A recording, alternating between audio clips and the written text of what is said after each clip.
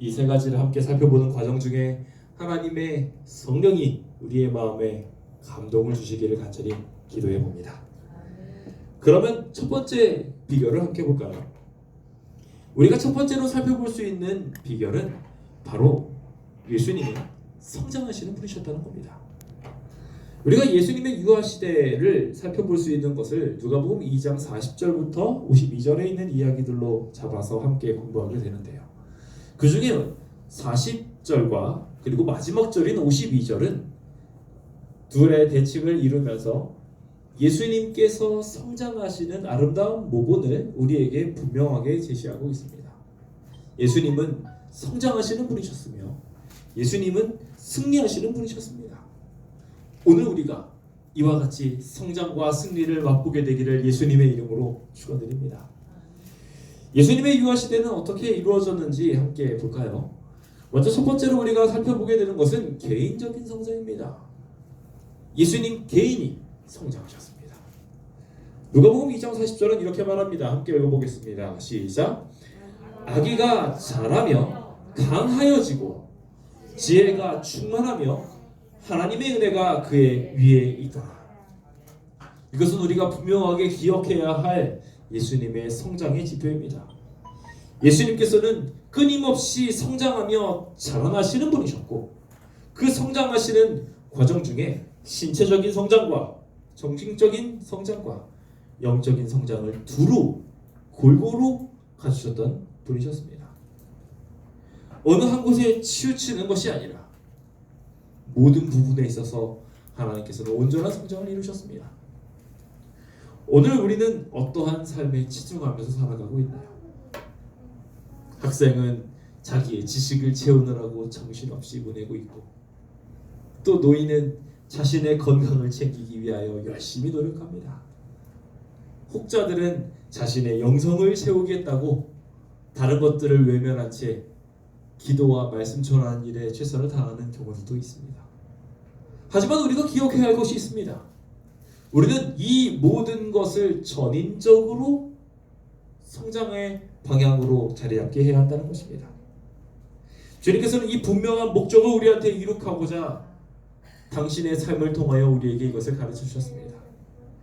만약에 우리가 흔히 착각하는 것처럼 영적인 부분만 다 채워지면 모든 것이 다 따라올 것이다 라고 삶을 생각하게 된다면 우리는 기도하고 찬양하고 말씀만 보면 다 된다고 착각하는 그 삶으로 인하여 실패해버리고 말게 될 것입니다. 예수님께서는 그것을 바라지 않습니다. 오늘 우리가 건전한 영성을 갖기 위해서는 건강한 육체 또한 가져야 합니다. 그리고 그 건강한 육체만 가지고 무식하게 힘만 쓰면서 하나님의 일을 할 것이 아니라 우리가 분명히 해야 될 하나님의 지혜를 이 세상이 어떠한 지혜가 아닌 하나님이 주시는 진정한 지혜를 소유한 자로 살아야 한다는 것입니다. 오늘 우리의 삶이 이와 마찬가지로 모든 부분에 있어서 성장하게 되시는 주의 백성 되시길 예수님의 이름으로 축원드립니다.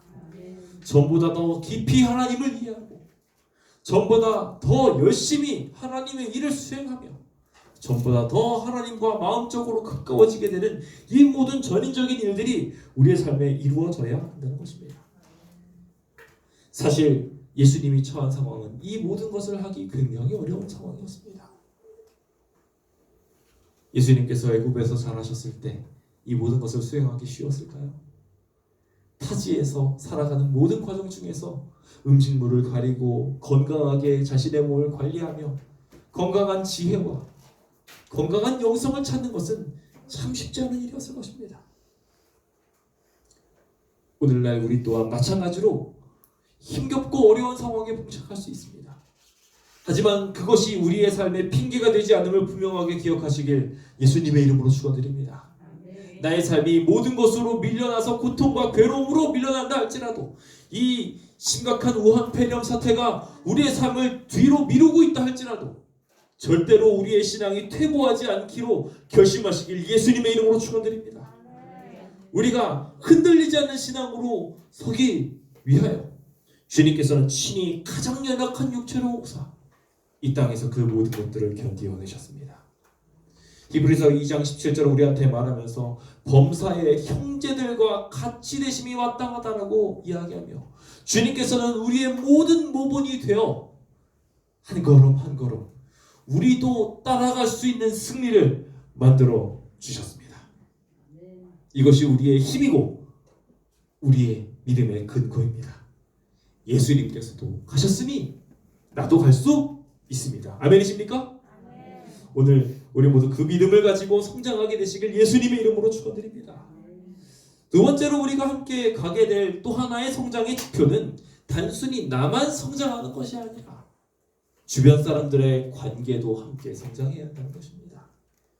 예수님의 성장에 대한 기록을 하며 이와 같이 52절은 우리에게 계속해서 설명합니다. 예수님은 지혜와 키가 자라가면서 동시에 어떻게 되었냐면 하나님과 사람에게 더욱 사랑스러워져 갔다고 기록하고 있습니다. 이것은 우리가 달리 생각해보면 사회적 성장에 대한 이야기뿐만 아니라 영성이 사회적 성장을 추구한다는 것을 살피게 해줍니다. 우리가 앞서서 지육과 체육에 대하여 이곳을 통하여 발견할 수 있습니다. 그렇죠? 그래서 지혜 그리고 키, 즉 한마디로 우리의 건강과 우리의 지혜가 자라가는 부분에 대하여 여기서 선언급을 하고 있습니다. 근데 그 언급이 끝나고 난 다음에 하나가 빠졌죠? 우리가 잘 아는 것처럼 영육이 더 되어져야 합니다. 하나님과 더욱 가까워져가는 성장이 이루어져야 하는데 그 성장이 어떻게 이루어졌는지를 여기는 분명하게 이렇게 기록하고 있습니다. 하나님과 사람에게 더욱 사랑스러워져 갔다는 겁니다. 사실 이것이 쉬운 일이었을까요? 우리가 잘 아는 것처럼 애굽과 나사렛은 예수님의 유아기를 보내게 된 시기입니다. 그리고 그 모든 곳은 다 예수님을 배척할 수밖에 없는 배경이었습니다. 그럼에도 불구하고 예수님께서는 당신의 사랑스러운 기질을 발휘하셨다고 이해하시는 기록하고 있습니다. 제가 저희 아이들을 보면서 종종 느끼는 것이 있습니다. 가끔은 귀찮기도 할 텐데 얘들아 뭐 가지고 와라 그러면은 내가 할래 하면서 두두두두두두 세 명이 다 뛰어갑니다. 그리고 결국 누구 한 명이 해서 오면은 자기는 못했다고 슬퍼합니다. 이렇게 열정적으로 남을 돕기를 좋아했던 모습이 자라나서 지금의 모습이 된 겁니다. 그래서 지금은 요즘 어떻게 하나요?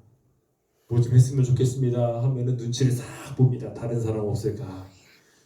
누가 해줄 만한 다른 사람 없을까 쳐다보는 것이 어쩌면 우리의 성품이 되어가고 있을지 모르겠습니다. 하지만 예수님께서 우리한테 주시는 아름다운 목표는 어린아이와 같이 독특한 사랑스러운 기질을 가지고 다른 사람을 돕기 위한 그 마음을 갖는 것이 아닐까 함께 생각해 보게 됩니다. 그 아름다운 사랑의 정신이 편안하고 행복한 상황 속에서만 주어졌을까요? 성경은 그리고 예언의 시는 분명히 그것이 아니라는 것을 뒷받침하고 있습니다. 신의 소망 71, 72페이지에 보면 기본적으로 예수께서는 빈곤과 극기 중에서 그 길을 살아가셨다고 분명하게 기록하고 있습니다. 하루 벌어서 하루 먹을 매일의 수고가 아니면 당신의 삶을 이어갈 수 없을 정도로 그 길은 힘겨운 길이었습니다.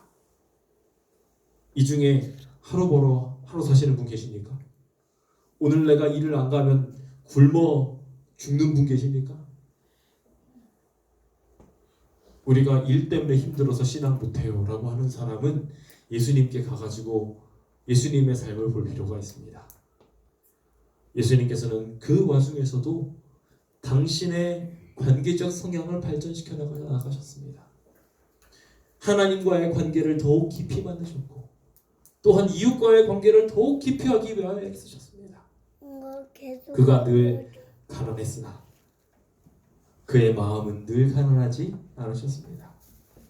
오늘 우리의 삶이 이렇게 하나님을 아는 부요로 가득 채워지게 되길 예수님의 이름으로 축원드립니다.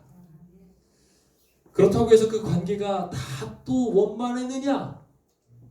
예언의 시는 또 그렇게 기록하고 있지 않습니다. 그 유년 시대에 수많은 사람들이 예수의 가문을 이유로 멸시하려고 하는 사람들이 있었다고 말하고 있고 더 나아가서 그들의 조롱하는 표정들과 악의에 찬 속삭임을 매일매일 당하면서 사셨다고 기록하고 있습니다.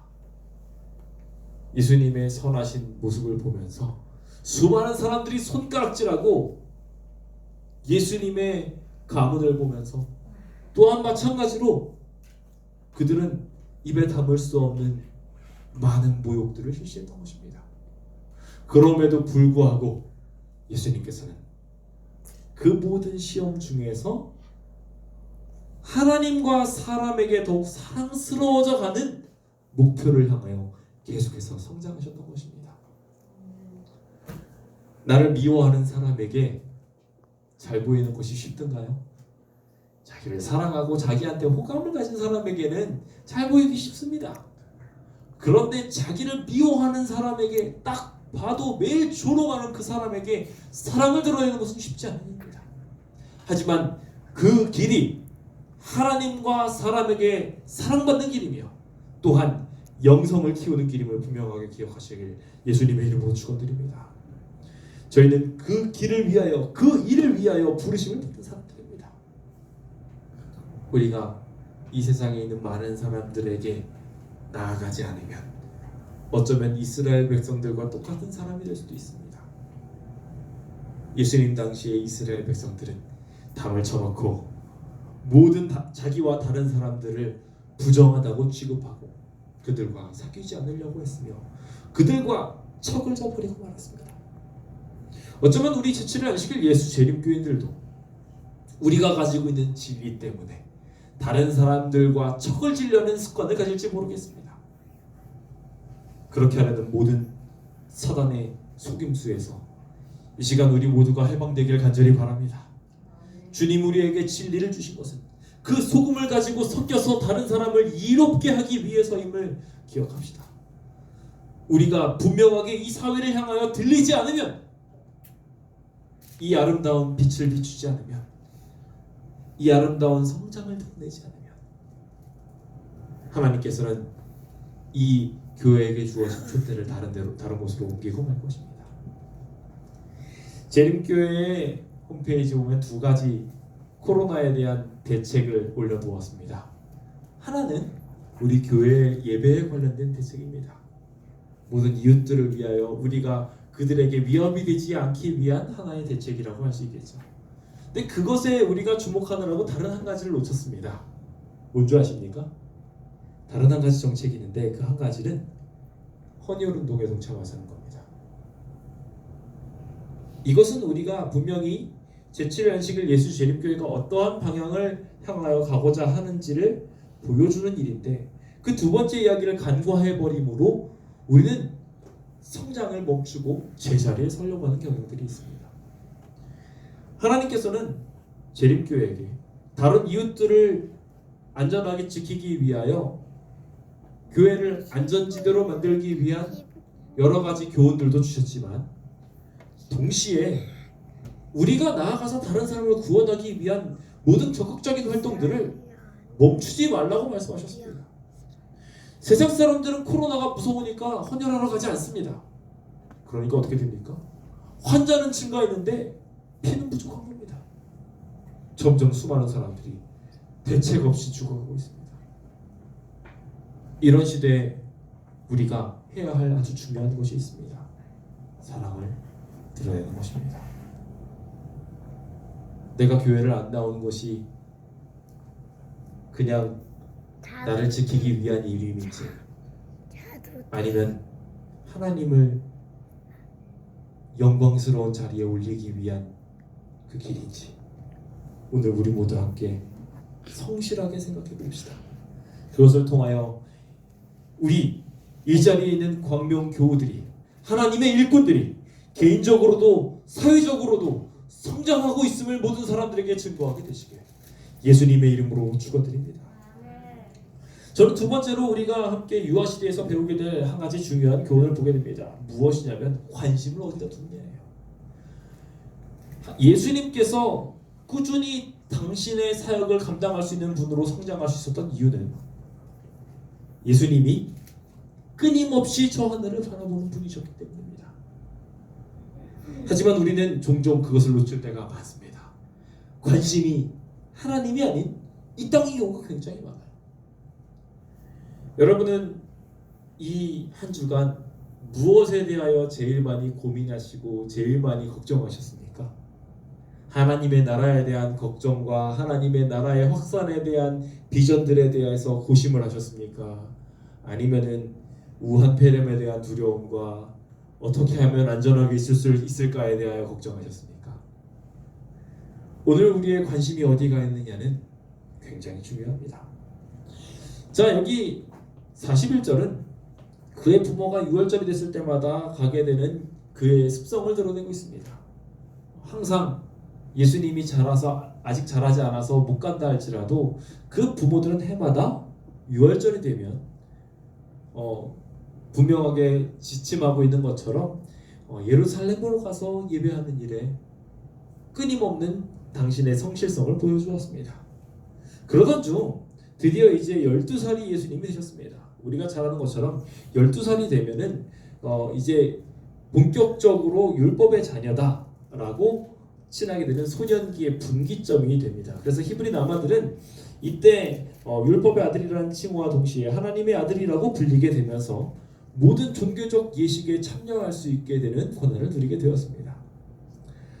예수님께서 드디어 이제 그 관리에 따라서 드디어 유월절이 되어 예루살렘으로 올라가게 된 것입니다. 이제 예수님께서 예루살렘에 두 번째 태어나셔서 이제 예식을 위하여 가셨던 때를 제외하고 이제 두 번째 방문을 하게 되는데, 이 두 번째 방문하게 되는 이 예루살렘의 상황 속에 어떠한 일이 발생을 하게 됩니까? 우리가 너무 잘 아는 이야기죠. 이제 유월절이 마치고 난 뒤에 그는 돌아오게 되시지 못하고 부모는 혼자서 재미있게 조잘조잘 거리면서 돌아오게 됩니다. 그 배경이 어떻게 이루어졌는지 여기 보면은 아이 예수님께서는 예루살렘에 머무셨더라라고 기록을 하고 있습니다. 실제로 예수님께서 머무셨을까요? 아니면은 다른 분들이 관심을 갖지 않아서 놓쳤을까요? 사실은 둘 다이긴 합니다만 조금 더 확실한 이야기는 예언의 시대에 보면은 예수님께서 멈추셨습니다.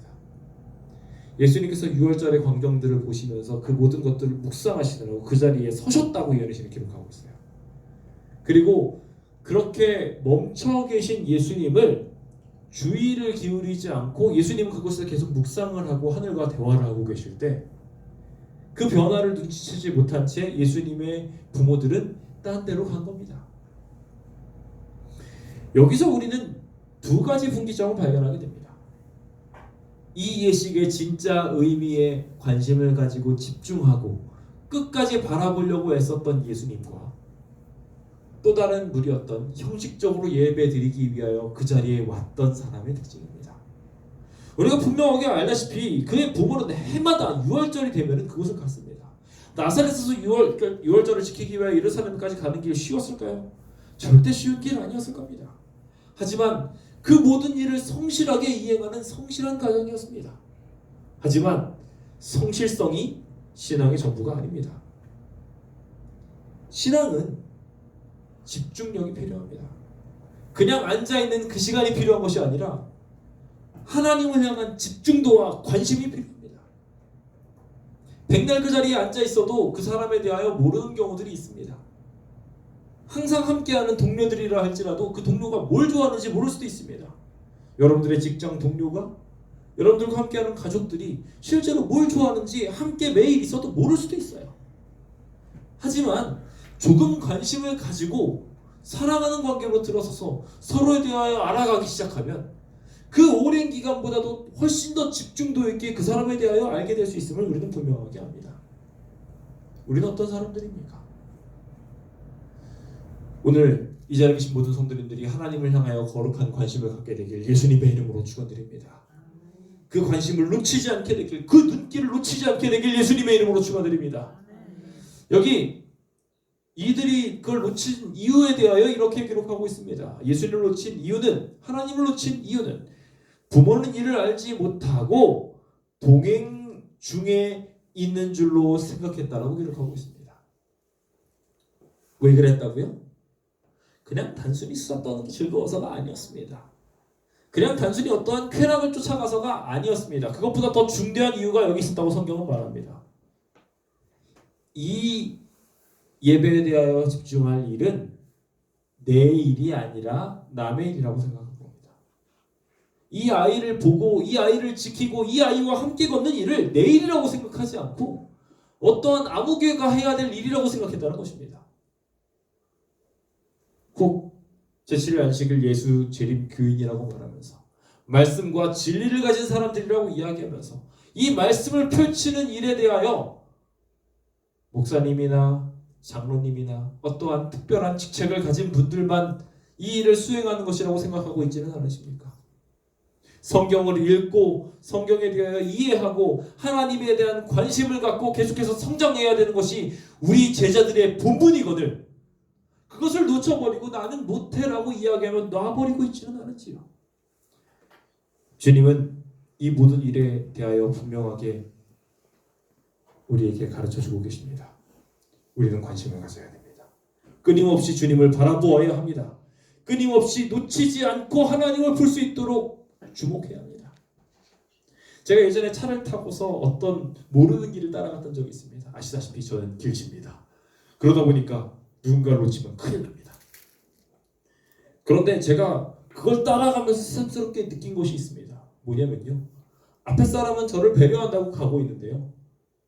수많은 차들이 거길 끼어들고 방해하고 그러다 보면은 자칫 잘못하면 놓칠 수도 있다는 겁니다.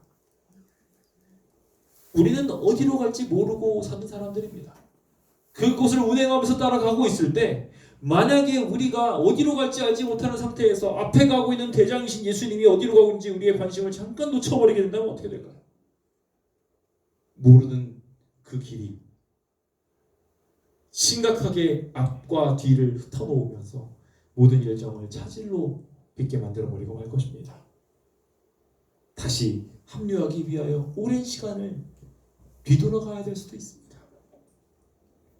오늘 우리의 삶이 그렇게 되지 않기를 예수님의 이름으로 축원드립니다.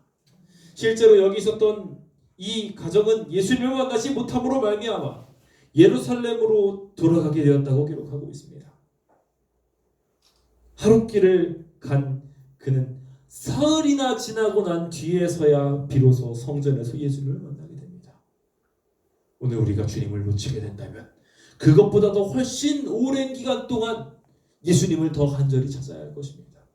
잠깐 주의를 기울였으면 될 것을 우리가 잠깐 예수님을 놓쳐버림으로 말미암아 더 오랜 기간 동안 하나님을 잃어버리게 돼서 찾는 데 시간이 오래 걸릴 수도 있습니다.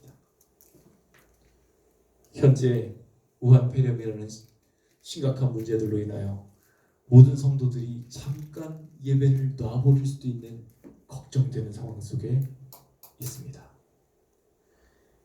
이때 우리가 해야 할 중요한 것이 있습니다. 다른 사람에게 미루지 않고 내가 예배의 주체가 되어야 됩니다. 가정 예배가 어떻게 이루어지는지 가만히 보면요, 가정 예배의 주축이신 분이 있어요. 그래서 그 주축 덕분에 돌아갑니다.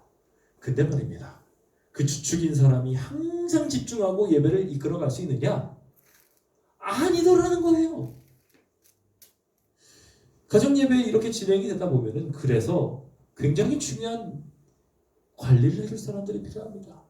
서로 내 일이라고 생각하고 남의 일이라고 생각하지 않고 내 믿음을 유지하기 위하여 함께 예배드리자고 하는 일이 필요하다는 것입니다.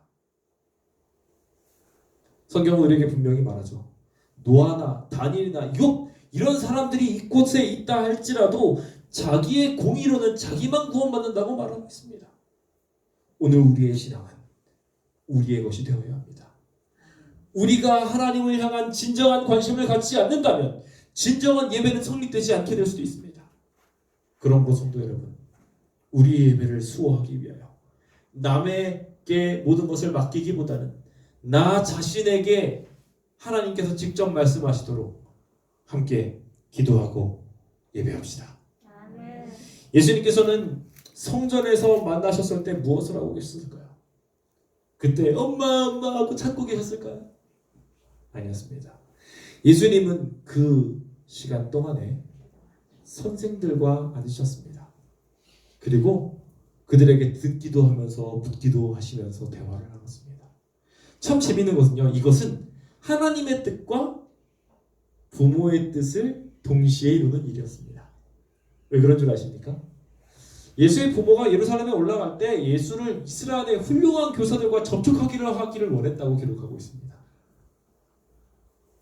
즉 여기 이 부모들이 선생님들한테 그동 거기에 있는 만 랍비들한테 예수님을 데려가게 하고 싶어 했어요.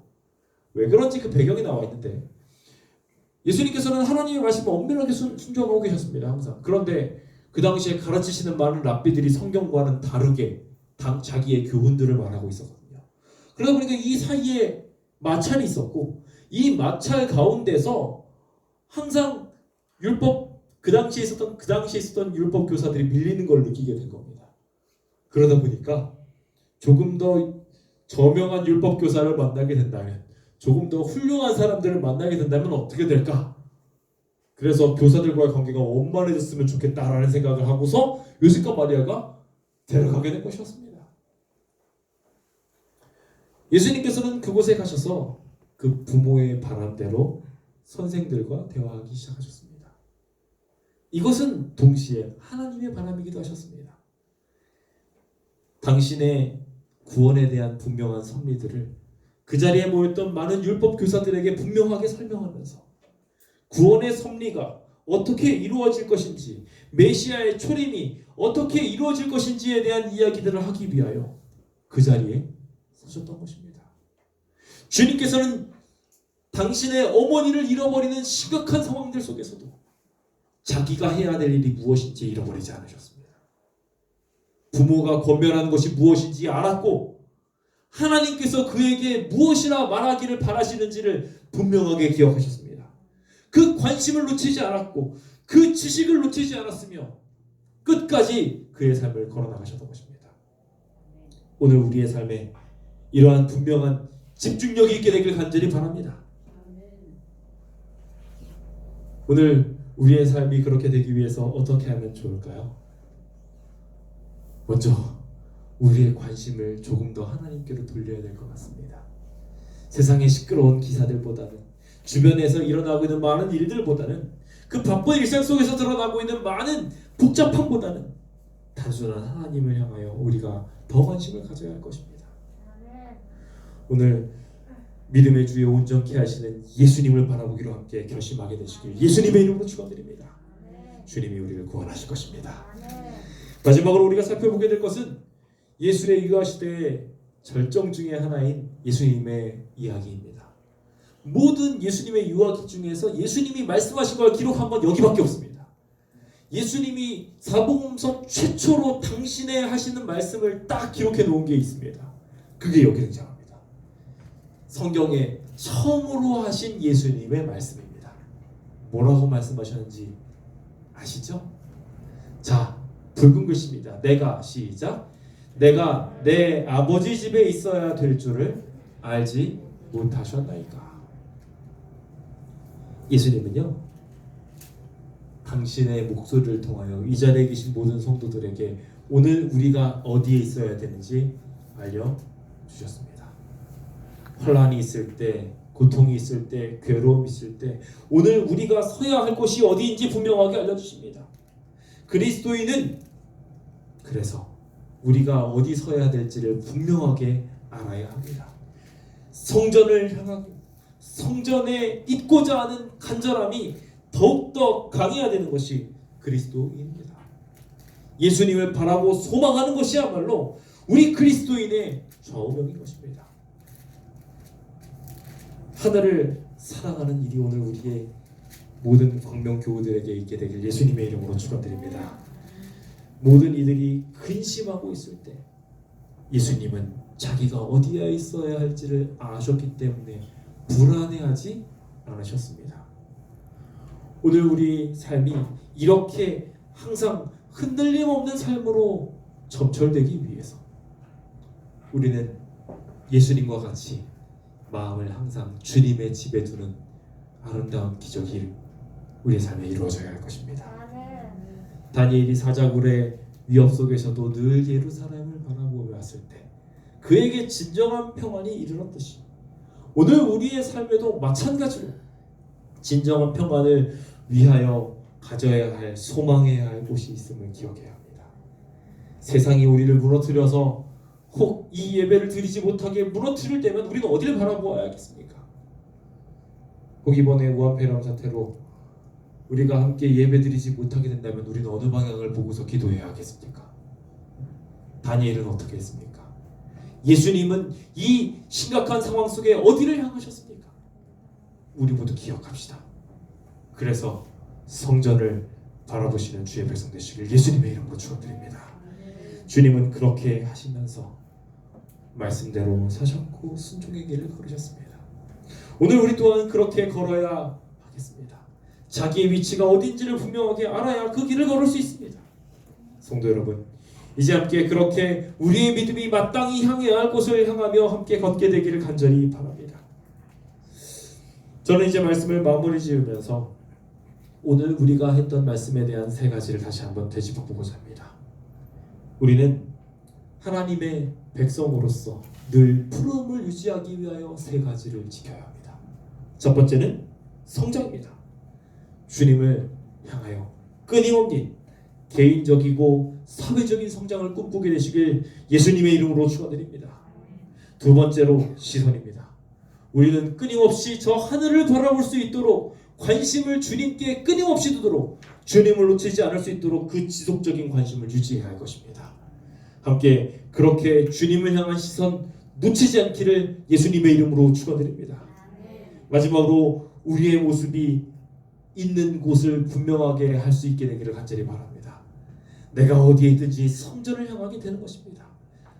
오늘 그 일이 우리의 삶에 반드시 있어서 나의 방향이 늘 성전을 향하고 있으며 내가 있어야 할 곳이 성전임을 분명하게 기억하는 그런 주의 백성 되시기를 간절히 바라면서 오늘 모든 말씀을 마치도록 하겠습니다. 감사합니다.